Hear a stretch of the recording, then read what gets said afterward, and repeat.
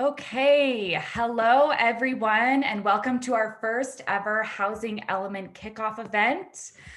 This is a really exciting time for us at MBEP and amongst our partner organization because it marks the beginning of a multi-year long process to map out exactly how we are going to meet our local and regional housing goals over the next 8 years. So for those of you who are not familiar with our work, MBEP's housing initiative launched in 2016 to support an increase in the supply of housing at all income levels in the Monterey Bay region. And we do this in partnership with a broad regional coalition of individuals and organizations from a wide variety of sectors who have the common goal of improving economic health and overall quality of life in the region. So in case you missed it, housing elements are a public planning process where amongst your cities and counties, and you will work to collectively guide our regional growth over the next 8 years. And so that's a really significant amount of time. So we need to be sure that we're doing this thing right and producing housing elements that will set us on track towards more equitable and healthy local communities. So we have a really awesome team of presenters here from our MBEP housing team, also from New Way Homes and YIMBY Law. And we are excited to share everything that we're learning in our respective roles in this complex and dynamic world of housing. And more importantly, we're excited to have you all here to get the housing element update season underway. So we just want to give a quick thank you to our outreach partners who have helped us get the word out about this event and who are regularly partnering with us to achieve our common goals. So we have Housing Santa Cruz County, Affordable Housing Now, United Way Monterey County, and Santa Cruz County Business Council, and finally, YIMBY Santa Cruz. So now we will move on to our agenda for the morning. Alexia Garcia from the MBEP housing team is going to start us off and really ground us in the history of housing in the state of California and how we got here today. And then she'll hand it over to John Wizard, who many of you already know, and who recently joined YIMBY Law as Housing Element Coordinator. And he's going to be reviewing the affirmatively furthering fair housing legislation. And next, his partner in crime from YIMBY Law, Jess McBride, will be giving us an overview of the timeline and what to expect over the next 2 to 3 years. And then I'll close things out with a quick recap of our ongoing work and provide you with some guiding principles and key characteristics for housing elements and the update. Just a few housekeeping items before we get started. So the chat feature and the Q&A are both enabled. So feel free to share who you are, where you're from, and to ask any questions throughout the presentation. If we don't get to them live, we will have a Q&A session after the presentation. And then I believe we've already dropped the sign-in sheet in the chat. But if you could sign in when you get the chance, we just want to get to know who you are and what you're interested in. And so that we can follow up with you following the event. Finally, this event is going to be recorded. So that's just a disclosure.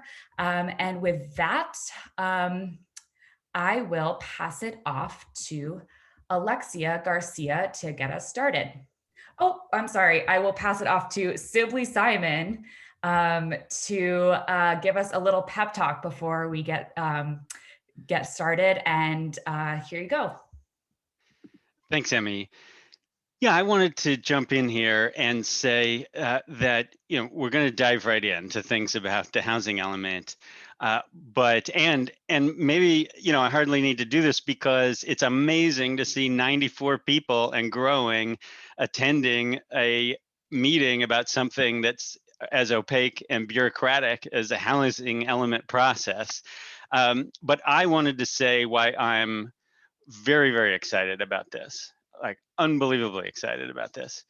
And that is, I think most of you understand that there's a whole bunch of barriers to creating the housing we need, having affordable housing, having the housing market that would help our region thrive.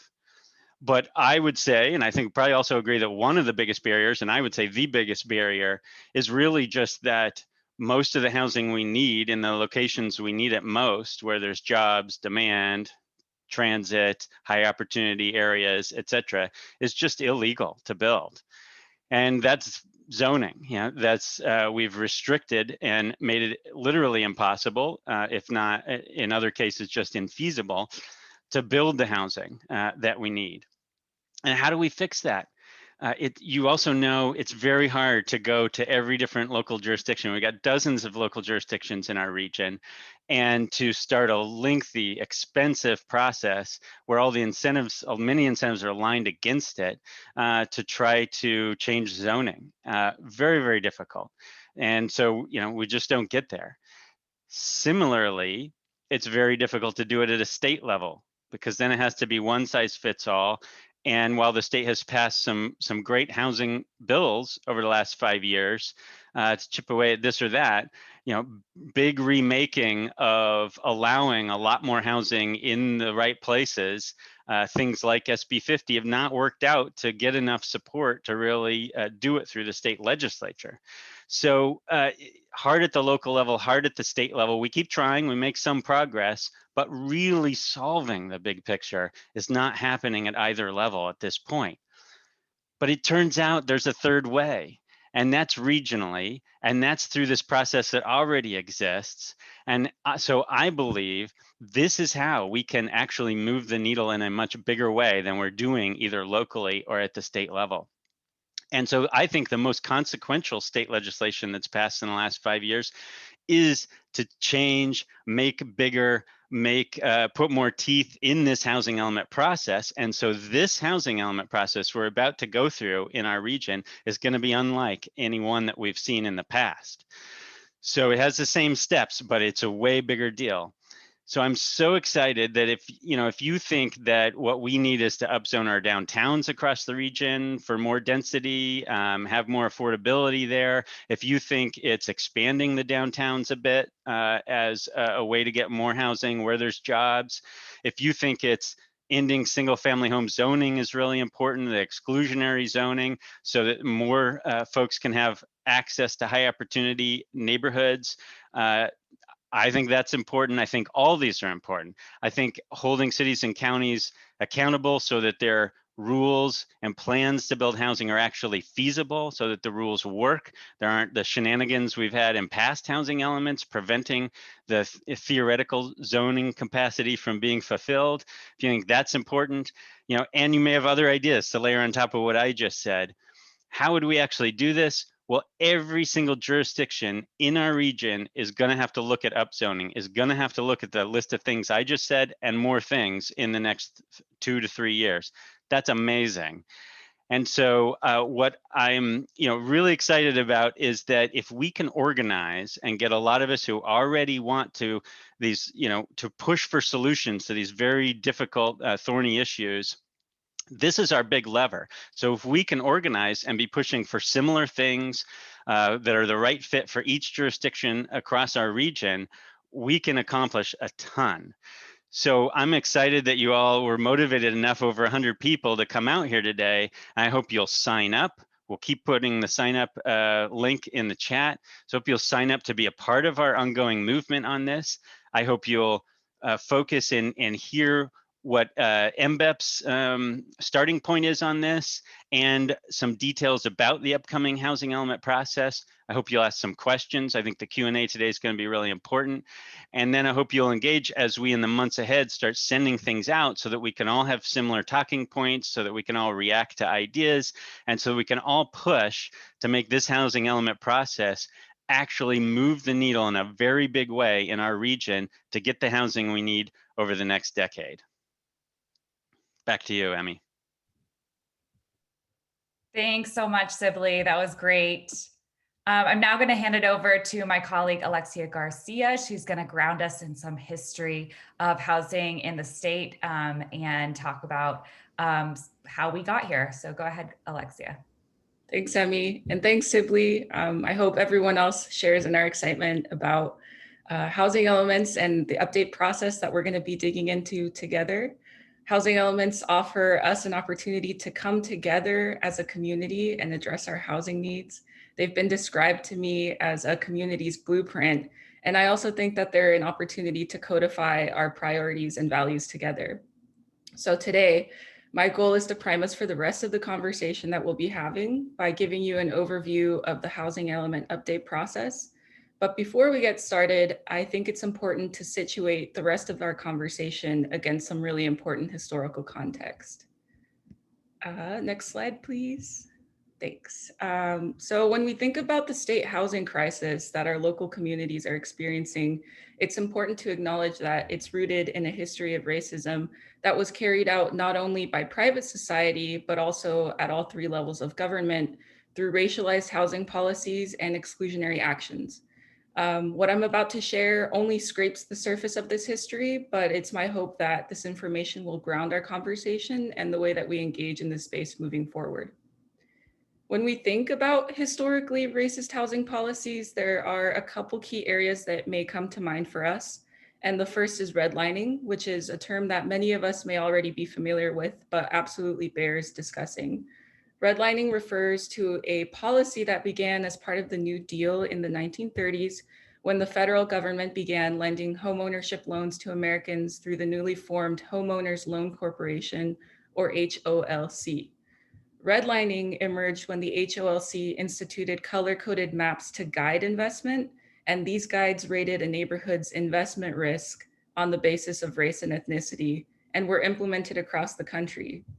Neighborhoods that were home to Black, Latino, communities of color, immigrant communities, or even integrated communities were deemed as risky, meaning that those neighborhoods were actively denied federal investment, while white households and white neighborhoods benefit from this federal investment and were able to build generational wealth. And redlining, of course, also reinforced segregation, and the map on the slide is a nearby example of redlining that took place in the city of San Jose. Now, the second area of historically racialized housing policy I'd like to mention is exclusionary zoning. So prior to the 1968 Fair Housing Act, it wasn't uncommon for homes and entire subdivisions to have racial covenants. These racial covenants explicitly barred Black, Indigenous people of color from purchasing or renting these homes and entering white neighborhoods. And another less explicit example of exclusionary zoning is single-family zoning. Even single-family zoning has segregationist roots. For example, in 1916, Berkeley became the first city to adopt single-family zoning, and this was done in order to create wealthy white enclaves that prohibited Black and Asian residents and businesses from entering these neighborhoods through the single-family zoning, as well as the increased and prohibitive property prices that it generated. Today, explicit exclusionary housing zoning has largely been done away with, but the impacts of this history are very real and continue to be felt by our communities. Some of these impacts include systematic disinvestment, prioritizing the construction of expensive single-family homes in wealthier areas with better job opportunities, not wanting affordable housing to be built in certain neighborhoods, and perpetuating outdated planning philosophies that reinforce all of these consequences. And I'm sure that if we think about it, we can all think of some local examples within our own communities where these realities are reflected. So, next slide, please. This leads us to something of a crossroads. Where do we go from here? What do we do now? And I think that this quote that was shared with me from Dr. Ibram X. Kendi is absolutely fitting and can ground us right now that we've arrived at this crossroads. I think if we acknowledge the legacy of historical racism, then we really can view the housing element update process as an opportunity to begin addressing these historic harms, as well as our current housing crisis. Through the RHNA process, which I'll overview in a second, we could absolutely expect to see increased zoning capacity within our neighborhoods, better access to housing and deeper affordability for our communities, and anti-racist housing policies. Which leads us to the next slide. Thank you. What is a housing element? A housing element is broadly the following things. The first is it's required by law and has been since 1968 Housing elements are one of 8 elements that are required to be included in a city or county's general plan, but it's also the community's housing blueprint, like I mentioned earlier. Housing elements identify both current and future housing needs and outline the policies, programs, and objectives that are needed to meet these needs. Which leads me to the final portion of this overview, which is how housing elements are determined.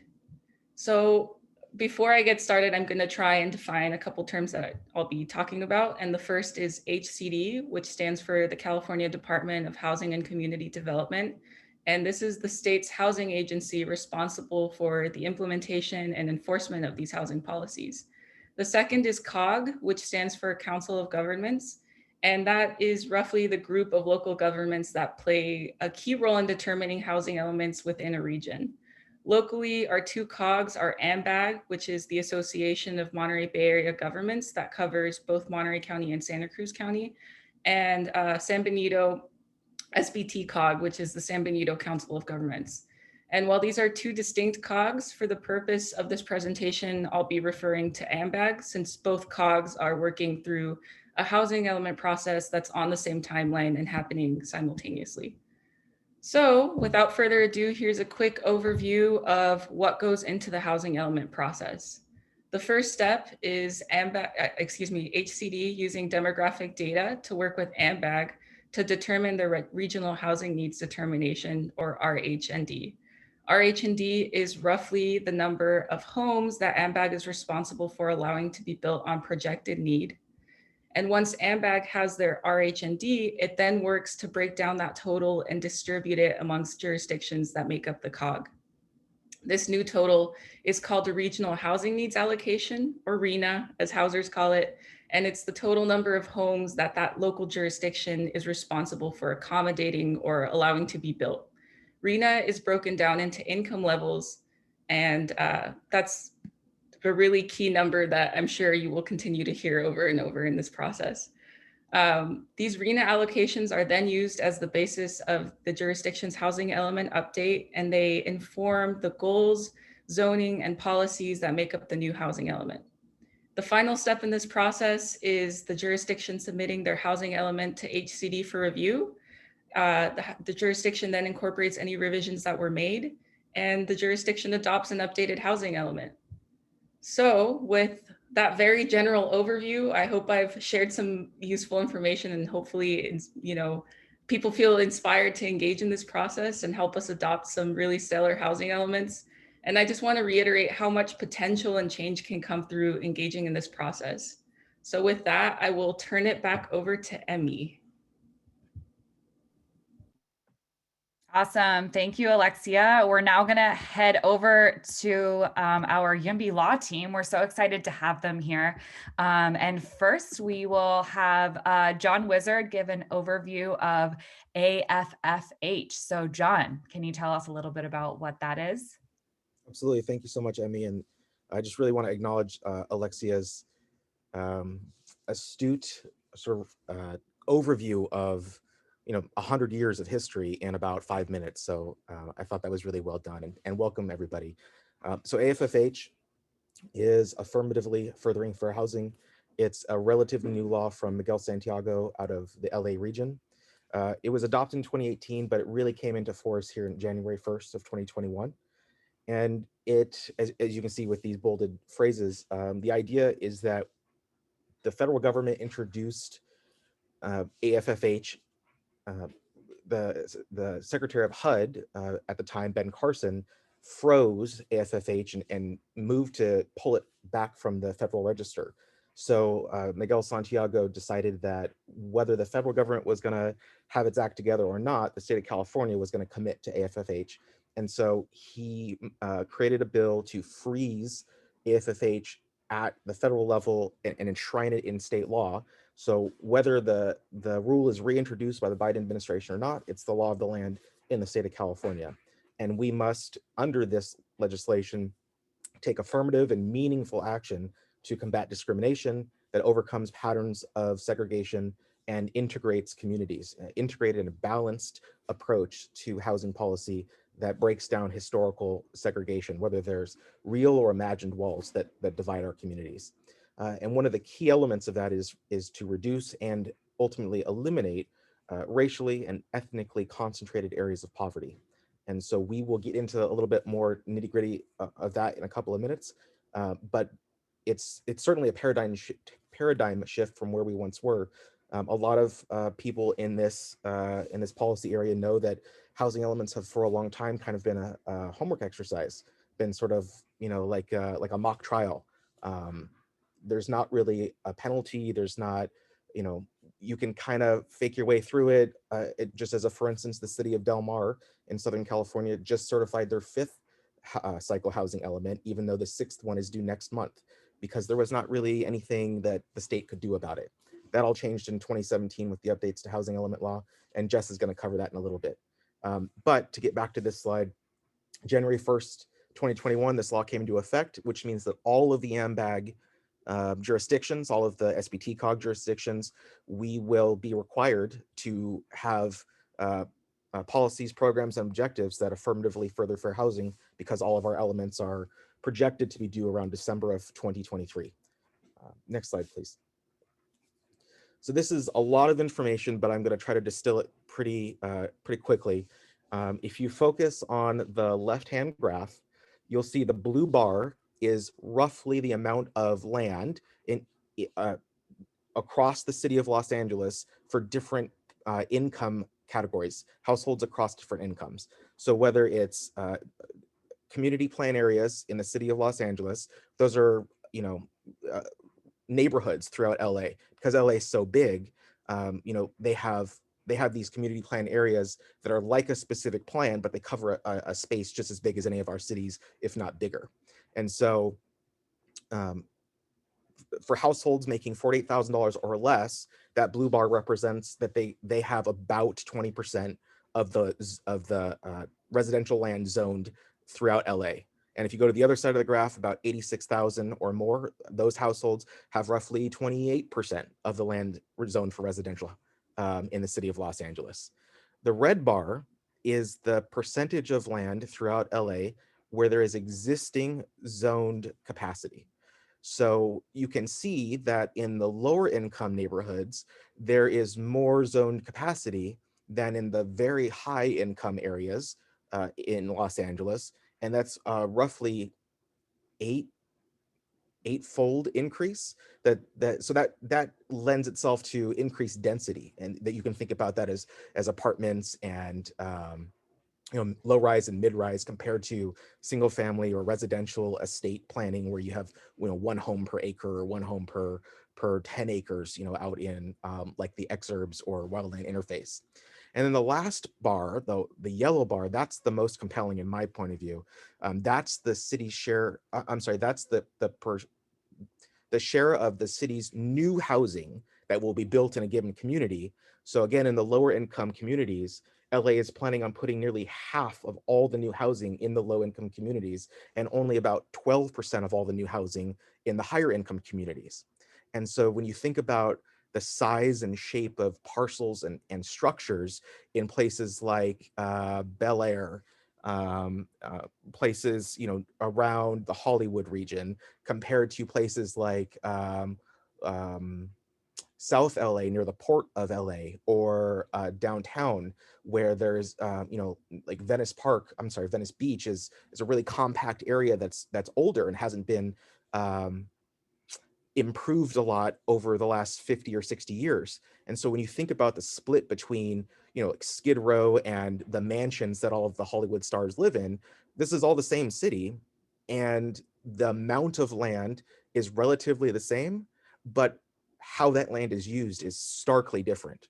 And so the right-hand graph is roughly the same information. It's a little bit different, but it's roughly the same information, but broken up across the percentage of the community, this percentage of the neighborhood that is white.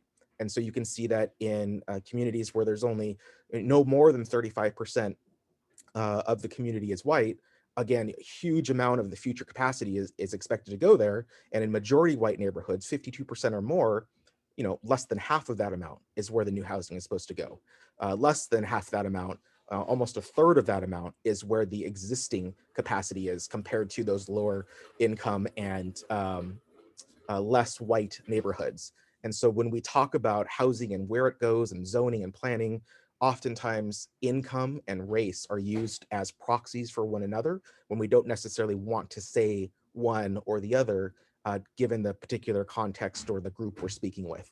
So this information I feel is really powerful because it demonstrates exactly all of the anecdotal information we know about planning and zoning in our communities, that there are white enclaves, that there are identifiable pockets of low income neighborhoods that are historically underserved and have lacked investment. And this really brings the data to that. And this is not a phenomenon that's only in Los Angeles. Of course, this goes into the Bay Area. It comes even here into the Monterey Bay area. It comes across the entire state as something that is sort of the law of the land, unfortunately. Next slide, please. So there is sort of this incipient wave of reimagining what it is our zoning code is supposed to be doing and who it's supposed to be doing that for. And so there are a couple places that have recently decided to explore how to upzone the base density of their communities. The first one that you may have heard of was Sacramento, and they have scheduled theirs to be part of their housing element. They're gonna get some credit for it, but because they haven't made the actual policy decisions, but only resolved to do these things, it's not gonna get them like full credit, for lack of a better phrase. But they did a study session, and unanimously their 9-person city council, maybe 7, I think it's 9 though, passed this resolution where they identify that the history of housing across this country, and certainly in the state of California, is predicated on racially restrictive covenants that are largely still in the deeds of trust that secure all of our homes. That was built around redlining and segregation that prevented lower income residents from buying a greater array and type of home, and segregated our communities. A very real and unimagined um, sort of class and race based segregation throughout our communities, where certain people got to live in certain places and certain people didn't get to own certain types of homes. And so this resolution is going to direct the city staff to undo those things in the city of Sacramento by changing their base density and allowing wide variety of housing types to be acceptable as by right development in their residential areas. Berkeley was next with recognizing that almost 100 years to the year after they instituted this R1 zoning, that they needed to work on the same thing. And their mayor has called a special meeting to work on more quickly adapting these things for their housing element process, which is going to be happening theirs are due in early 2023, whereas Sacramento region is due here in May, I think. So it's a little bit longer runway for Berkeley and the rest of the Bay Area. South San Francisco recently had a similar vote. They agreed to explore it.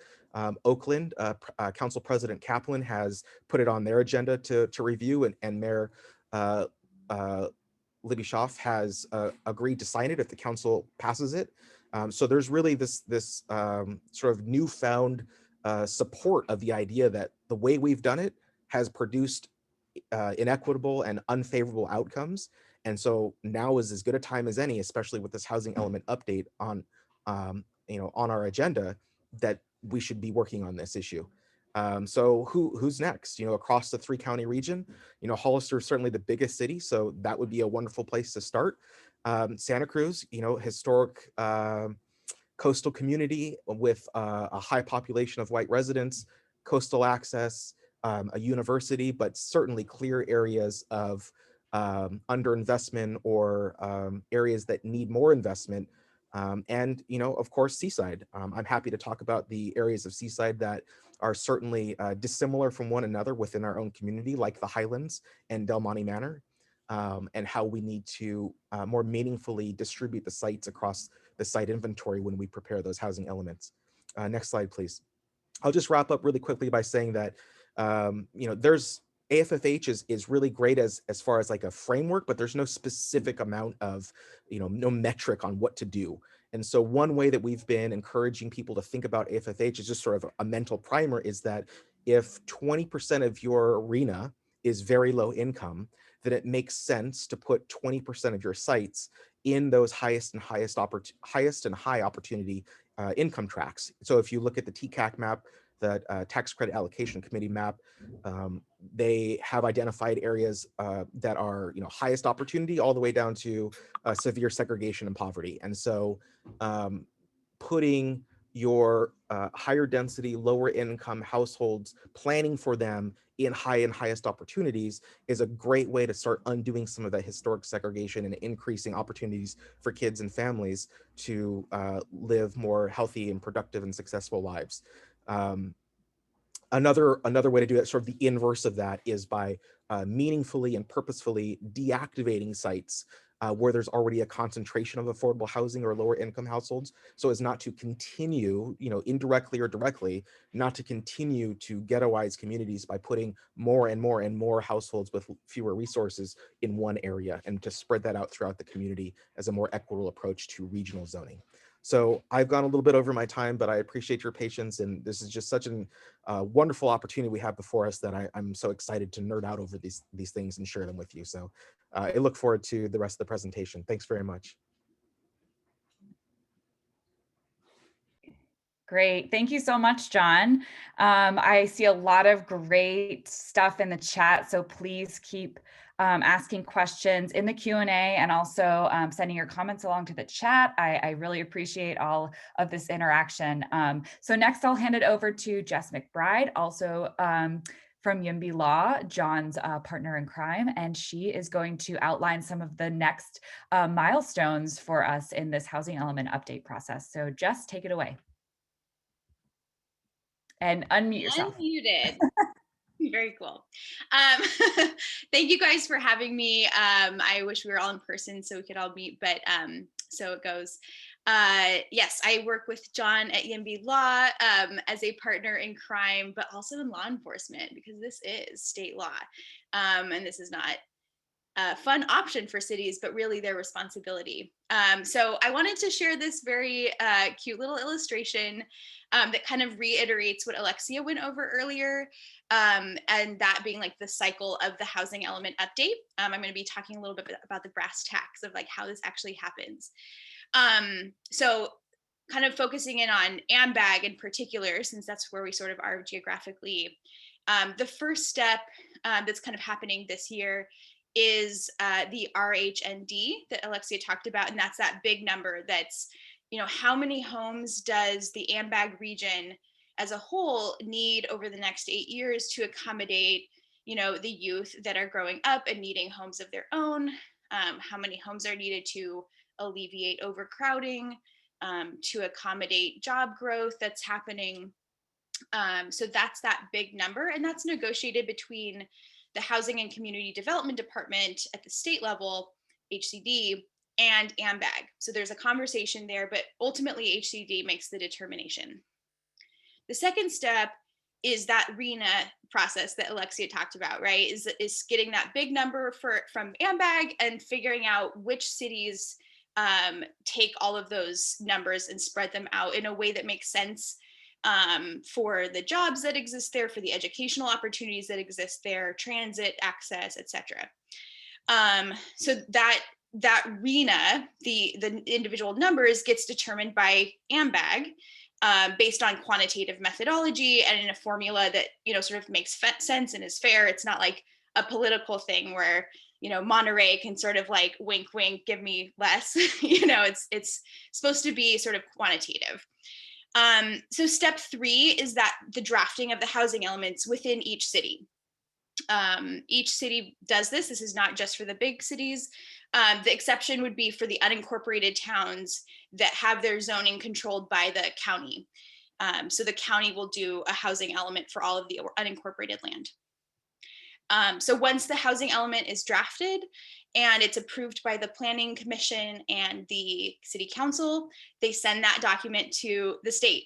And the state, so that's like a cycle, right? The state gets to decide, yes, this works, we're going to certify this is your housing element for the next 8 years, or they'll send it back with corrections. Much like, getting your project approved at the city, public counter, it might get some notes to improve, so that it can actually be a compliant housing element.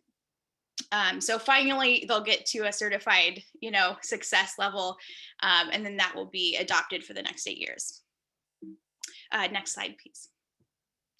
So what does that look like in terms of like the actual time frame of AMBAG? This year, we're right at that like negotiation point of, figuring out with HCD, what is your RHND, the regional number, the big one. This is a great opportunity for activists and advocates to encourage AMBAG and encourage HCD that, to be as generous as possible. From our perspective, that means the high number as possible. And to say, we really need homes here. A lot of people have to commute. A lot of people are overcrowded in our, apartments and homes. And so, we really need those homes to alleviate some of our challenges here. So that's a really good opportunity to get involved right at the beginning of the phase. This year, and so that RHND, that number, the deadline for that is September. You might get it a little early if AMBAG, advocates for that, but September will be like the hard and fast deadline. This year, AMBAG will also be figuring out what methodology they'll use to distribute the numbers across the cities.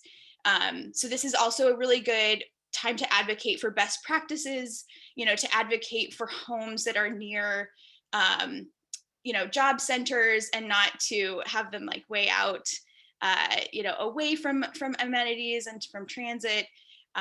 So that's another opportunity to get involved, is that methodology, because every COG, every Council of Governments determines their own. So next year in 2022 is when those RHNA numbers for each city are going to be finalized. Right now there's like an estimate for them, but they're not like set in stone. So the cities will get their final RHNA numbers. They'll also start preparing for the housing element update process. Housing elements are like hundreds of pages long sometimes, with many appendices and like technical things. So it's a very long process to get updated. So they'll probably start drafting that in 2022. Also a really good time to get involved, because you can ask to be on the housing element task force if that's up your alley. It's very technical usually, but folks who are motivated can definitely do that, get involved, to be someone that really has a strong voice in the housing element approach. You can also start communicating with your planning departments and start advocating for policies that you want to see in your housing element. Earlier the better. They'll, they have to keep those comments and put them in the public record. So next year is a really good time to start getting on the planning department's radar.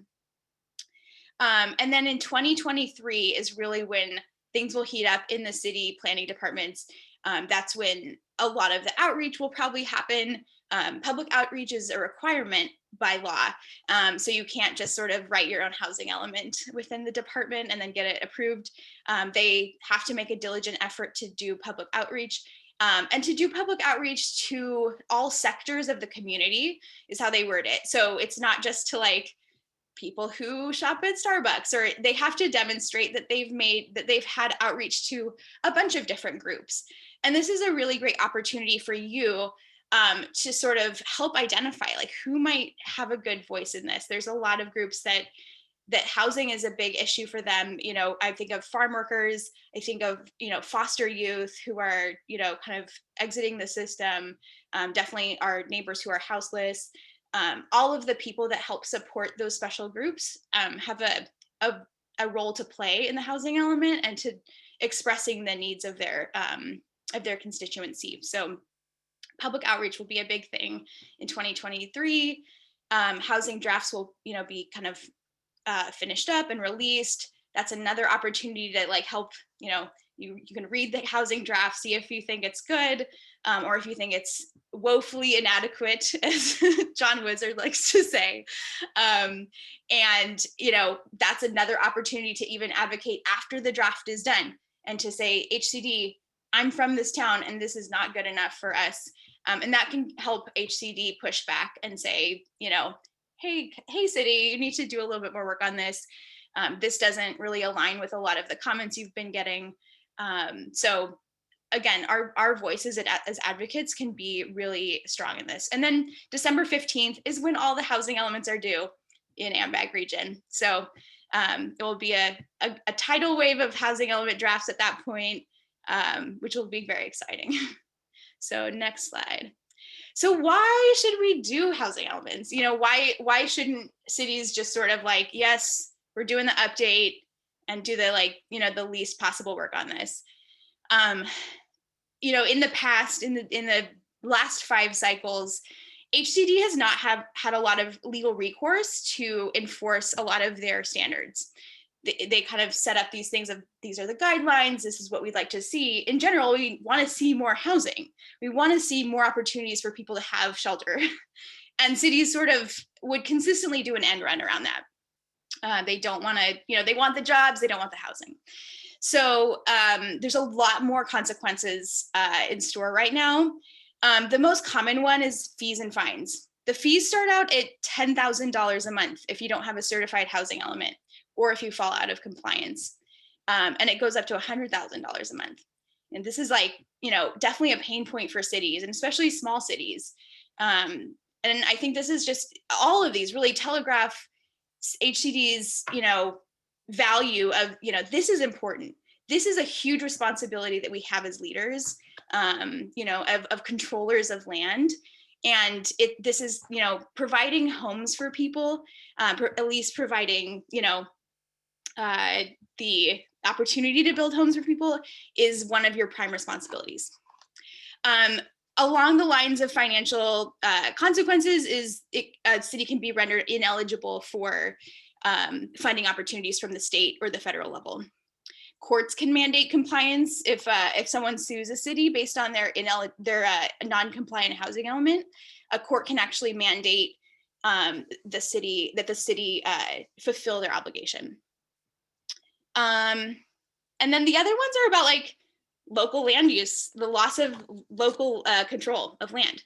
You know, the control of land, like Sibley talked about, zoning is this control that's been put on our land.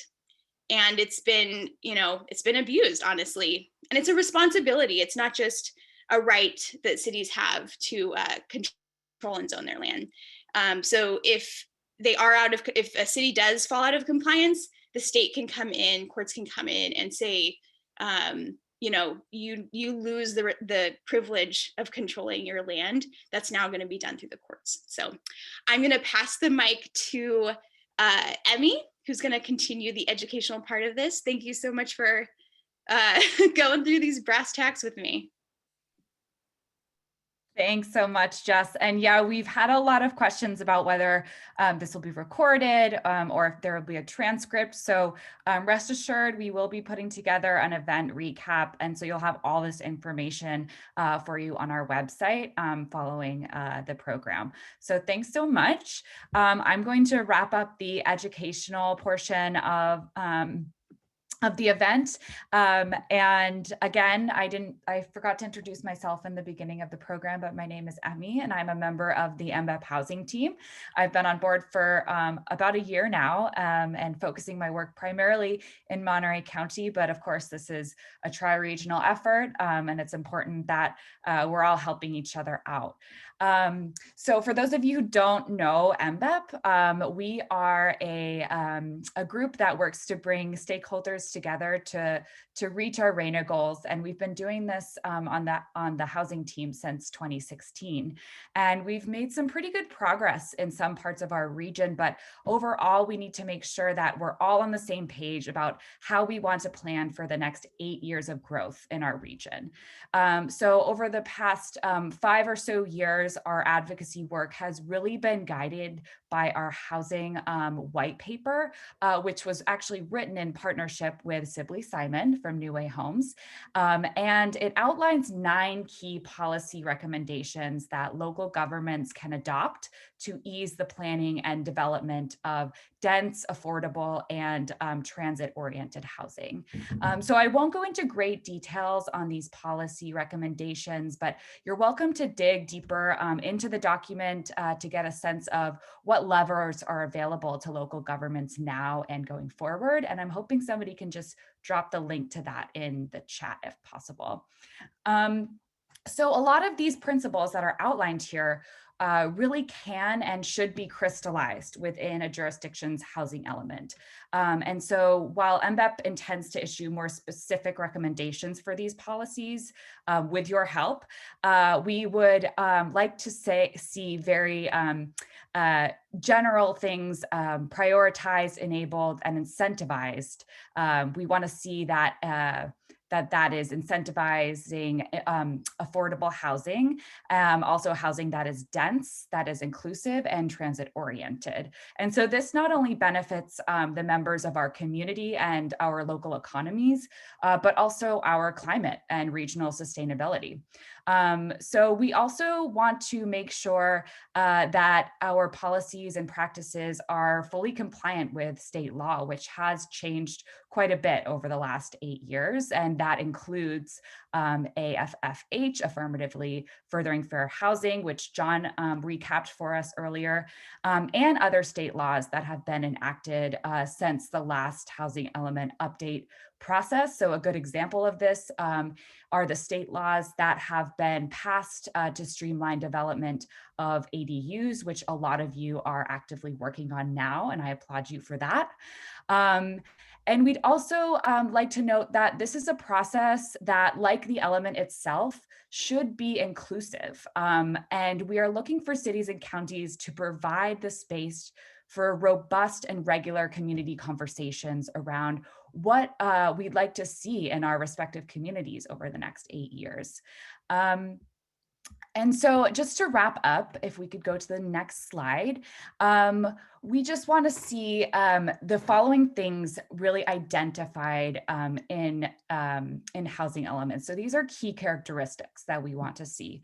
We want housing elements to address the following things, and many of these have been touched on in this presentation, and that is anti-displacement, inclusion. We want them to identify local funding sources, to identify optimal sites for affordable housing, to really outline site and building regulations, and then also to touch on, state requirements. We also want to see that housing elements are clearly demonstrating how each jurisdiction will work to accommodate the RHNA numbers that are allocated to them. And that can also mean providing tools, regional and municipal tools, for streamlining approval processes. So this is a really important part of the work. Housing elements should ensure that they provide really clear guidance and tools for streamlining these approval processes so that there really are no unnecessary barriers in the way. And it's important to note that while cities and counties do not build the housing themselves, the housing element really enables them to more easily accommodate the planning and development of affordable housing. And finally, we want to see housing elements that are really clearly formatted, that are accessible to the public. And we don't really want to see these documents just sitting on a shelf collecting dust, but rather community owned and operated. And so those are really the key characteristics that we're looking for, and stay tuned for more specific guidance around what we want to see integrated into our housing elements. But that's it for the educational portion of the program. And if you would like to follow up, we would love to be in touch with you following the program. Feel free to email either Alexia or myself. Our emails are here. You can also, of course, please remember to sign up using our sign up sheet if it could be dropped in the chat again, that would be great.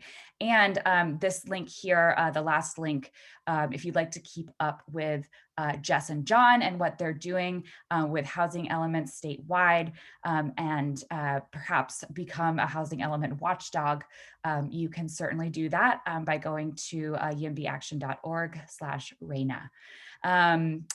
And so I would now like to invite all the panelists back onto the screen for a Q&A session, so we can make sure that all the questions that you submitted have been answered.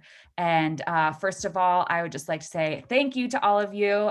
This was a really fun presentation to put together, and it has me super energized. And I'm glad that so many people are joining us in this kickoff. So let's get into the questions. I know a lot of them were already answered. Oh, you're looking, I can, there was one I saw go by that I can take real quick. Go ahead. Was really, there were some comments and questions about, what's happened in the past, and have cities all done these before, or have they met their goals, I think, which is the part we didn't really address. And the history of housing elements is a history of report writing and putting reports on a shelf, and either not really doing the work to bring this housing about that in theory is being allowed under the housing elements, and not having any really penalty for a few cities just not doing it at all. And even in our region, a couple cycles ago, there were a lot more cities that just didn't do them, and then there became a bit of a penalty, and so then everybody did them, but there was still no penalty to not having the output. And a lot of cities would be, would stand back and say what Emmy said earlier, which is like, well, we don't build the housing, we just allow it to be built, but in fact didn't actually allow it to be built in some complex ways. So that's why those penalties part, I mean, I don't like the penalties part to talk about that or talk about the enforcement side, but that is something that matters, that is so different now, is that the determinations and the goals given to each city are not just lofty goals that, like, wouldn't it be great if we had this much affordable housing for very low income, this much for low income, this much for moderate income? Wouldn't that be great? We know we need it, so it's in the report. But now, if the housing is not actually built, then there's huge consequences. So there's big consequences not having a compliant housing element, and that's what part of that slide was. But there's also, in other laws, big consequences for if the housing is not actually built. And that's what makes this so powerful, so that cities have to say, if we don't want those terrible consequences to come down on us, we've got to make zoning that actually will enable affordable housing developers, market rate housing developers, and hopefully a lot of new ideas in the mix as well, besides those, to come about and to bloom and to fulfill, these needs. So it hasn't worked in the past, but there's reasons to think it will work in the future. It'll have to work, or there'll be big penalties. And so we got to help in the mix for this very first time, get these housing elements to be powerful and enable this to come about, housing to come about successfully where we need it. Yeah, absolutely. Thanks for taking that one on, Sibley. So I want to go back to actually, it looks like there is a new question. Okay, perhaps John, you could take this. To what extent is the ADU project in Seaside related to housing elements? Sure. So ADUs are an integral part of cities' or county future plan on housing. They count toward the number of homes, the countable number of homes in a community, and count toward the city or county's progress toward meeting their RHNA. However, there has to be some analysis, something quantifiable to point at for a city to be able to claim that X amount of the ADUs built in our community are suitable for very low income households, or for moderate income households, or above moderate income. And so what Jess and I have been seeing in housing elements across the Sacramento, San Diego, and LA regions so far is that there's a lot of assumption that, well, ADUs are small, and so we can count all of them for the very low income residents. And that just isn't necessarily going to bear out. While some of them may be, in the city of Monterey, if it's going to cost you $200,000 from start to finish on an ADU project, you're likely not charging $800 a month rent to recover that expense. So if you're going to be charging a higher amount of rent, it may not fall into that very low income bucket. And then the city would have to prove that it does fall into the very low income bucket. Otherwise, it would be counted elsewhere. And so think of ADUs in the process of this bureaucratic housing element update process. Think of them as just miniature homes that get counted just like the larger homes or the duplexes or the apartments. They're a countable unit, but you have to justify how you're counting their affordability level. Great, thank you, John. So let's see. Oh, great, we're getting a bunch of awesome questions. From Wendy, hi Wendy, is there any chance that home share and or farm worker housing developments could be included in RHNA goals? Who's the best one to answer this? Jess, I see you nodding. Sure. So I just want to clarify, do we think, or you can put in the chat, Wendy, is that home share like Airbnb? No, it's a program. It's a sophisticated program to find somebody who really needs housing to rent a room in a larger home by someone who might need some assistance around the house, for example. Okay, thank you. That's great.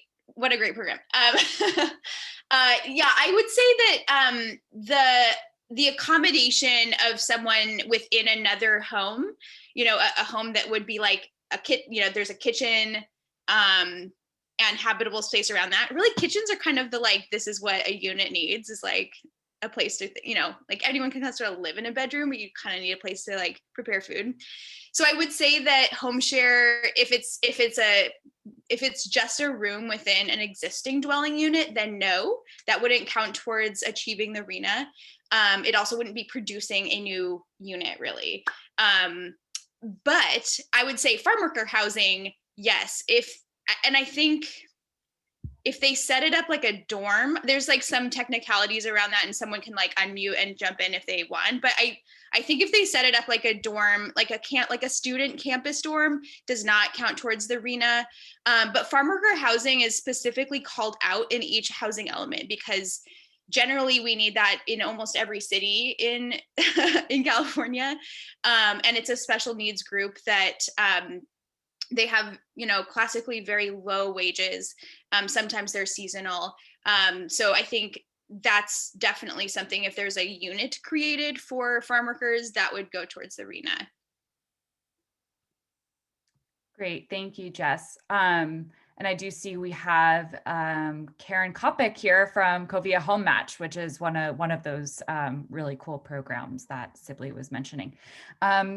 So this is an interesting question from Evan. How does this RHNA update process interact with wildfire hazard areas and climate change, rising sea levels? Alexia, do you care to take that on? I know there's a lot of stuff going on in Santa Cruz right now around that relationship. I think I'll also lean on Sibley to answer this.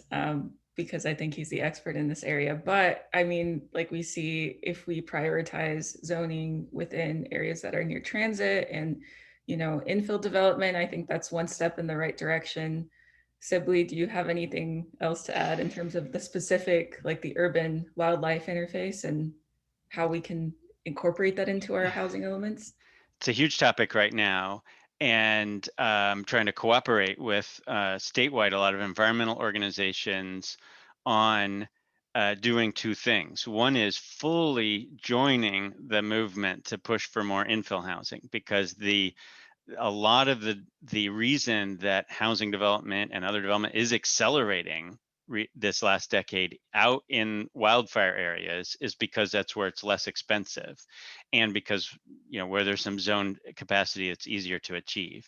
And we absolutely need to change that. We need to change it for the vehicle miles traveled around climate change, and we need to change it for the wildfire disaster management that costs all of us as taxpayers and is disastrous from a human point of view. And so there is a movement. There's some bills in the state legislature right now. They're not perfect, and that, you know, it's not something they've worked out. But there's a big movement to say, okay, let's join forces across environmental movement and housing movement to get more infill housing, take the pressure off, or even prevent some development, you know, in the highest wildfire areas. So that's still being figured out. As far as the housing element process, for example, though, that has been something that in other regions that are ahead of ours in the schedule, housing element, that's been something highly debated and worked on. And in theory, there's some things in the housing element process trying to push that housing density. Where do cities do upzoning, you know, away from some of those outlying areas? But if you're not careful, other things in the housing element process can push the density there. And so that's something we have to be involved in and try. And it's part of just making it realistic, not just following all the rules, but be realistic. Well, let's not put all the homes in the lowest elevation areas right along the coast. That might, for other reasons, be a great place, but that's where sea level rise might be a big challenge. And let's not put it out in where the highest wildfire areas. So that is one of the things right now. It's not statutory. We're trying to work toward good statutory rules on it, but we all as activists have to be sensitive to that and try to push for housing in the quote unquote right places, even though everybody's got a reason it shouldn't be in any given place. Totally. Thank you, Sibley. And I'll just add that the MBEP housing team works very closely in conjunction with the MBEP climate team to address exactly that. And so we're working on it. There are those sort of issues everywhere, really, in the Tri-County region. So let's see, what will change in this next AMBAG cycle to more equitably distribute RHNA numbers, i.e. higher poverty cities shouldering the highest numbers where many of their residents work on the peninsula, where a lower RHNA target is designated? Anybody want to grab this one? I can start us off. Yeah, go for it. So the state has sort of this suite of new laws that affect the way that these cogs have to create this methodology around distributing the number, breaking up that big RHND number into the RHNA number. And you know, I couldn't begin to tell you with any specificity what the bill numbers are or what the government code sections are, but there is sort of this baseline calculation that each cog will have to do, and then HCD sprinkles in a weighted where there's already low income communities, we're going to shift the very low and low income housing away from those communities so we don't saturate them. So weight the RHNA number, an extra 5% toward the higher income communities, or where there's already farm worker housing, a glut of farm worker housing in a farm worker area, like a high production area like the Salinas Valley or the Pajaro Valley. Just as a for instance, and I don't know this is necessarily true, if Soledad has more farm worker housing than Gonzales, then shift the farm worker housing, very low income planning, 2-3% more toward Gonzales to kind of balance that out. So those things do exist within the rules that HCD has developed, as well as the higher level initial calculations. But certainly part of the magic, for a lack of a better euphemism, of this is the political process that happens at the COG. And very famously, the Southern California Association of Governments and the San Diego Association of Governments, SCAG in the LA region, Irvine, OC, there's 191 jurisdictions and they have weighted votes on how they do things. SANDAG is like 40, I think, and they have weighted votes. And some of the smaller coastal cities did not appreciate that conversation, and Coronado, Solano Beach, and maybe another small coastal community, they got up and left the meeting because they refused to participate in the allocation of the RHNA. And so this is going to be something that requires community participation. And it's incumbent upon all of us as members of the AMBAG Board of Directors, members of city councils and planning commissions, and people who work in this policy area professionally to activate the community to come out and speak their mind, because short of that, it's just going to be, 20 people in a room all talking past each other about who they think should get more housing than them. If I can pile Wanna on, add something, Sibley? Yeah, go for it. yeah, just a great example again of the difference between the past and the future in housing element process. To add to that example, one of the few cities in all of California that I think in the most recently completed cycle met its affordable housing goal was Beverly Hills, because it had a requirement of 3 units. And so before, you could, if you had enough political clout, you could just say, no, not us. You got to put it over there and come up with some argument. And that isn't the case. And now in this cycle in LA, again, they're ahead of us. So they have all these numbers already.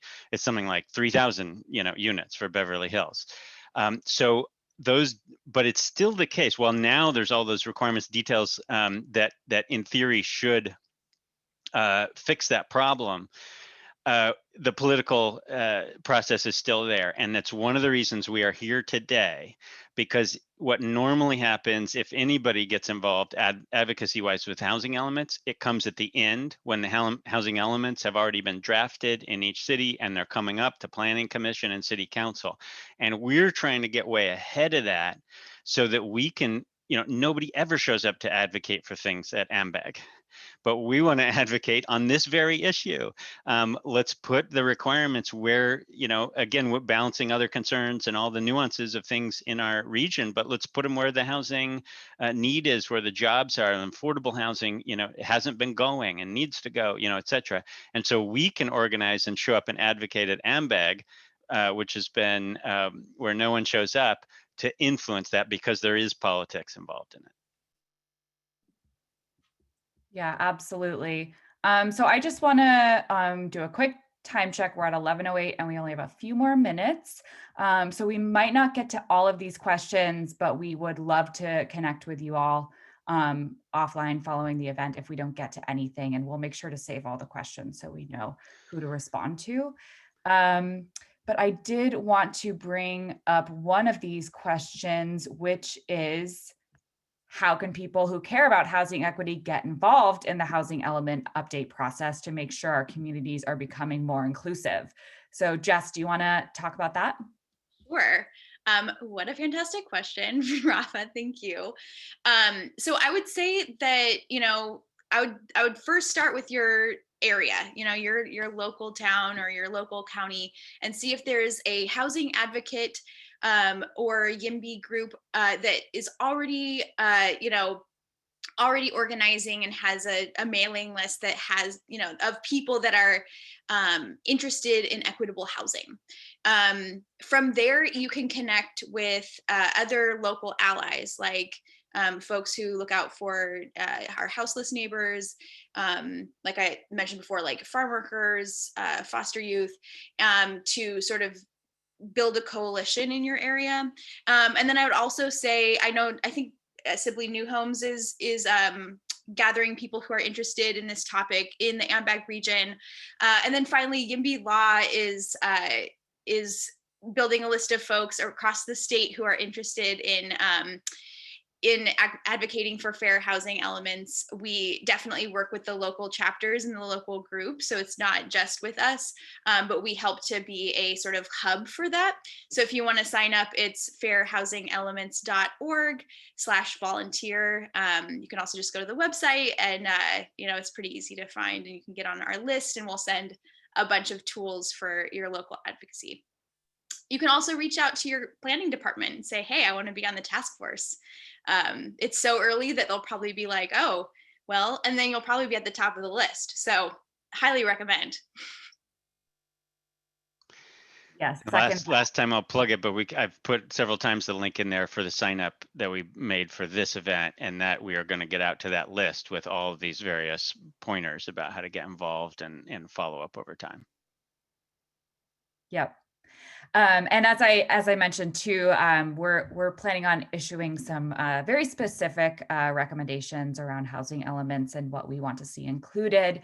And we really want that to be a community process as well. So we'd love your participation, and we'll definitely be in touch about how you can work with us on that.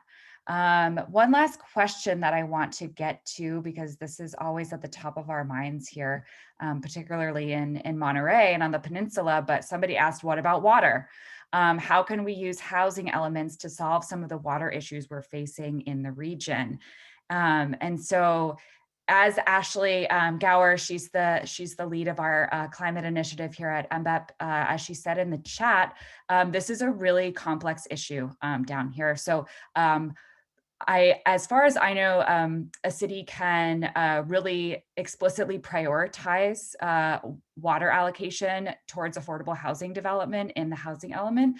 But really in terms of how it's allocated, and particularly in regards to, the cease and desist order that has been issued by the state, that happens sort of at that level. And so the MBEP climate initiative has been working with the Monterey Peninsula Water Management District to see how we might work that out. And she has put her contact information in the chat, and also she plugged an event coming up that will address some of those issues, the Central Coast Climate Action Summit, which will happen on March 31st. So definitely tune into that. And we might have time for one more quick question. Ooh, Jane, that's a tough one. John, do you want to try to take Jane's question on? It's please address the issue of AFFH limiting where you can develop, often in unique areas that won't score well for TCAC. Unincorporated areas. Yeah, so okay. Jane asked a really good question. Oh no, it was shorthand because it's a complicated thing, and I understand. Jane asked a really good question, and so we don't typically see high and highest opportunity census tracts in unincorporated areas because they're not job centers, because they're not more dense urban environments. Some of the notable exceptions here in the region would be like the Carmel Highlands and like the mouth of the valley, Pebble Beach. Let's see, where some like the Toro Park area and just south of Salinas, where we know that there are expensive homes and that those communities have more resources.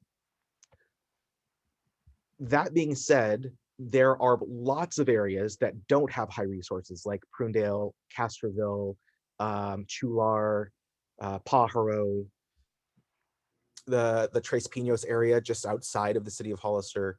So we are going to have to rely on other tools and not just the TCAC maps, but maybe the HUD has a different map than the California State Tax Credit Allocation Committee.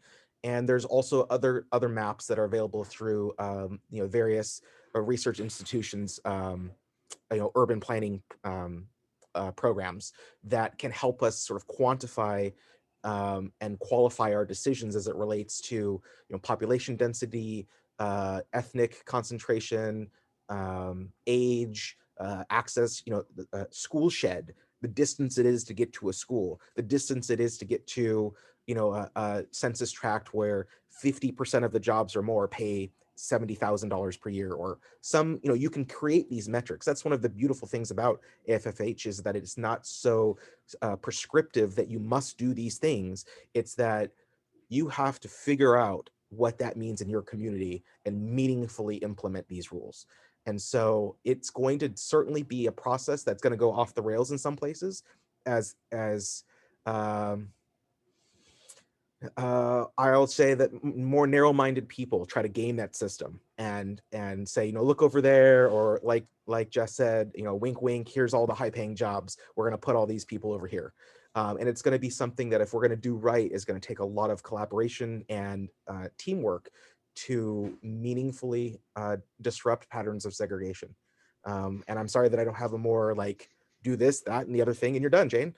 It's going to be a tough thing. It's going to be a big lift, but I think, the state is, in the conversations I've had with managers and directors at HCD about this topic, they seem, I don't want to misrepresent them, but they seem almost giddy at the idea that cities and counties are going to try to scoot by this and get them to certify those elements. So this is not something to take lightly. And I would say that we should be putting our best foot forward with what we think is going to be good, not what we think we can get away with, because the long arm of the law through HCD, I challenge any city here to offer up $100,000 a month that they don't need. I challenge any city to say, we're fine if a judge wants to make our zoning decisions. That's just not going to happen. And if we play games with that, they're going to play games with us. I think Jane's bringing up two issues. I mean, one is like all our jurisdictions need more housing in our region. And then there's a detail of, how much do we push for through this process of the allocation and at what income levels. So, and we have to try to do that right through the housing element process with affirmatively furthering fair housing. So we can do that. Unfortunately, there's a separate issue that's the tax credit allocation, and the map's already drawn that partly because our region is small jurisdictions, small neighborhoods, doesn't fit very well us. And so we know things are not necessarily where there's high high opportunities, and yet that's what it is on the national map, right? Or there's a lot of issues with those national map, and that's a funding for publicly funded affordable housing issue, and we need to solve that separately. Unfortunately, housing element is not going to solve that issue, but we have to at least try to get the zoning to represent where we really do have high opportunities and where all the various kinds of housing needs are. So the whole thing is like, this is super exciting. We can move the needle and do a lot. It's not going to solve all the housing challenges. We have all the things that are high costs or problems in our rules or whatever, or funding issues for sure. But it's an enabler, and then we'll still have more work to do.